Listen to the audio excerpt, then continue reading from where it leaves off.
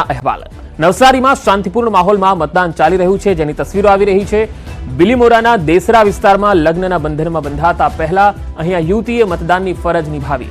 મતદાનને લઈને ફરજ નિભાવી આ યુવતી અને અનેક લોકો માટે તે પ્રેરણારૂપ પણ બની છે। યુવતીએ નાગરિકોને મતદાન કરવા માટે અપીલ પણ કરી હતી।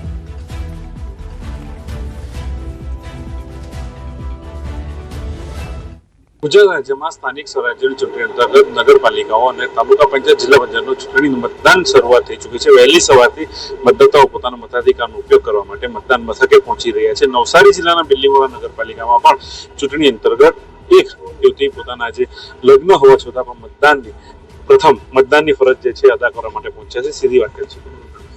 મારું નામ ભાવિની પ્રવીણભાઈ રાઠોડ છે અને હું મતદાન કરવાના છે સીધા લગ્ન આજે મારી પીઠી છે, આજે મારા મેરેજ છે, તો પણ હું તે પહેલા હું મેરેજ કરવા પહેલા હું વોટિંગ કરવા માટે અહીંયા આવી છું।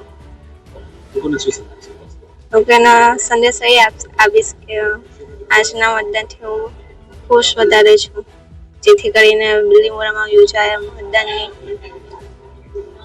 એથી મને બહુ આનંદ છે।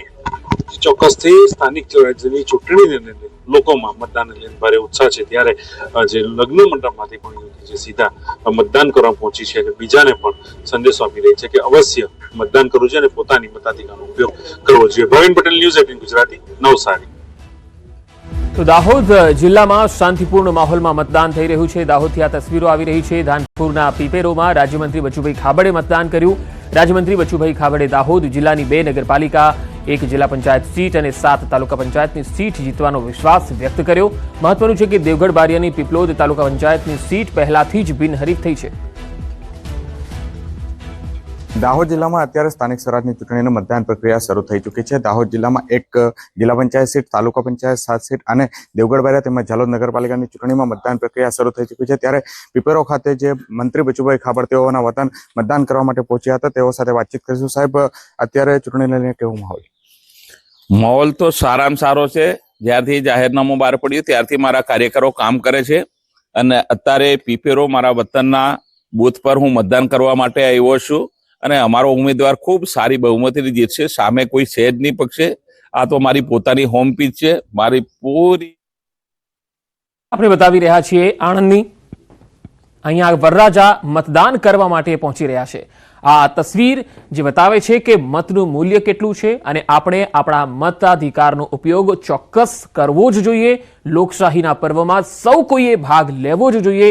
આ વરરાજા તમે જુઓ કે જે લગ્નની ચોરીએ જાય છે લગ્ન કરવા, પરંતુ એ પહેલા મત આપવો જરૂરી છે, વોટ આપવો જરૂરી છે, એ બાબતને તેઓ ખૂબ સમજે છે અને એટલા માટે તેઓ અત્યારે મતદાન કેન્દ્ર પહોંચી રહ્યા છે મતદાન કરવા માટે। તેમની સાથે જે તેમના પરિવારજનો છે તેઓ પણ મતદાન કરવા માટે પહોંચ્યા છે। તો આ તસવીરો છે, દરેક લોકો પોતાના મતનું મૂલ્ય સમજે છે અને આ બહુ જરૂરી છે અને આ જાગૃતિ જે છે એ ચૂંટણી પંચના જે જાગૃતિ કાર્યક્રમોને પણ થોડી આભારી છે એવું કહી શકીએ। 3 કલાકમાં 13% પાર થઈ ગયું છે મતદાન અને હજુ પણ જે મતદાનની ટકાવારી છે એ ઉત્તરોત્તર વધશે। લગ્નનો ગાળો છે એ ચોક્કસ ફેબ્રુઆરી મહિનો છે, લગ્નનો સમયગાળો પણ છે, એટલા માટે બની શકે કે ટકાવારી જે છે એ ઓવરઓલ સાંજ સુધીમાં કદાચ પહેલા કરતાં ઓછું થાય, પરંતુ શક્ય એ પણ છે કે જે ઉત્સાહ દેખાઈ રહ્યો છે તેને જોતા અને જે રીતે વરરાજા પણ આવી રહ્યા છે મતદાન કરવા તે જોતા ટકાવારી વધી પણ શકે છે। સંવાદદાતા વિભુ મારી સાથે જોડાયા છે। વિભુ, હાલ મતદાન કેન્દ્ર પર આપ કેવા દ્રશ્યો જોઈ રહ્યા છો?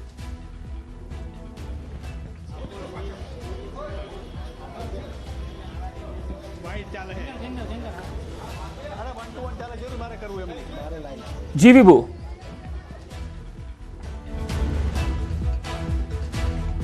તો હાલ સાણંદથી આ તસવીર આવી રહી છે તે આપણે બતાવીએ। અહીંયા વરરાજા લગ્નની ચોરીએ જતા પહેલા પોતાના મતાધિકારનો ઉપયોગ કરતા જોવા મળ્યા અને મતદાન કેન્દ્ર પર પહોંચ્યા છે। સાણંદથી આ તસવીર આવી રહી છે।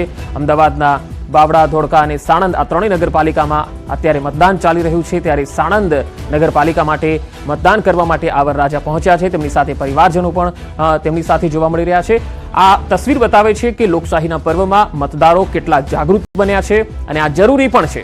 દરેક વ્યક્તિએ પોતાના મતાધિકારનો ઉપયોગ કરવો જ જોઈએ। આમ તો લગ્ન હોય ત્યારે ઘણા લોકો માંડી વાળતા હોય છે મતદાન કરવાનું, આપણને સૌને ખ્યાલ છે, પરંતુ અહીંયા આ જાગૃતિ બતાવે છે, મતદારોની જાગૃતિ બતાવે છે કે લગ્ન હોય કે કોઈ પણ એ પ્રકારનું કાર્ય હોય, ઘણા લોકો તો પરીક્ષા આપવા જાય ત્યારે પણ પહેલા એ મતદાન કરવા જતા હોય છે. જોકે આજે તો રવિવાર છે અને આજે તો સૌ કોઈ વ્યક્તિ જે છે એ રવિવારનો રજાનો દિવસ છે એટલે મતદાન ચોક્કસ કરશે જ અને અમે પણ અપીલ કરી રહ્યા છીએ કે સૌ કોઈએ મતદાન આજે કરવું જ જોઈએ. વિભુ મારી સાથે જોડાયા છે. વિભુ, સાણંદમાં આપ કઈ તસવીરો જોઈ રહ્યા છો હાલ?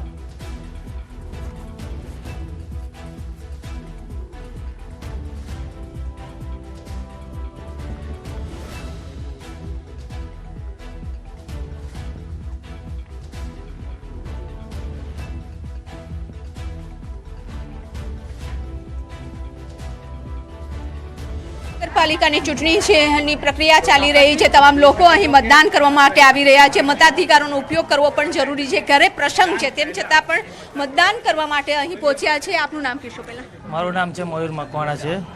મયુરભાઈ, અત્યારે તમારી ઘરે પ્રસંગ છે, તમારા મેરેજ છે અને એ પહેલા મેરેજની વિધિ શરૂ થાય તે પહેલા મતદાન કરવા માટે આવ્યા છો.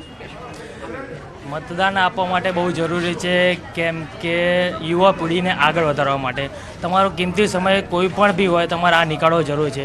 કે તમે એટલા તો બિઝી નહીં હોઈ શકતા કે તમે મતદાન માટે આટલો યોગ્ય સમય તમે ના આપી શકો અને દરેક યુવા પેઢીને આપવો જરૂરી છે. વિધિ કેટલા વાગે શરૂ થવાની? વિધિ શરૂ થવાની છે. આ જેવો વોટ આપીને જેવો વિધિ મારી ચાલુ થવાની છે. તમે કઈ રીતે આયોજન કર્યું છે? કારણ કે હજુ લોકો ઘણા બધા યુવાનો છે કે જે મતદાન કરવાના બાકી છે, મતદાન કરવા માટેની રાહ જોઈ રહ્યા છે, પરંતુ તમારે જે રીતે સમયનું એડજસ્ટમેન્ટ કર્યું છે.